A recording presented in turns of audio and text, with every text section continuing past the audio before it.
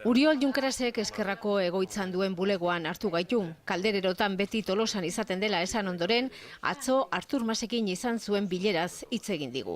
Oso baikor dago eta akordio batetara iritsiko direla uste du. Jo estic segur que ens posarem d'acord perquè Convergència i Unió ha d'entendre que el sistema actual no és prou just, no és prou eficient i que les nostres propostes són més justes i més eficients. Hala ere, argi azaldu dizkigu Eskerraren baldintzak. Una, referèndum sí o sí, que aquest és un compromís de Convergència i Unió i per tant entenem que aquí no ha d'haver-hi cap dificultat en la negociació, i l'altra condició és que han d'haver-hi alguns canvis a la política pressupostària.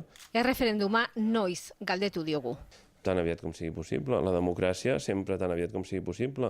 De democràcia sempre quanta més millor. Uriol Junquerasek argi dauka ez dela bide xamurra izango eta estatuak ez duela erraztasunik emango.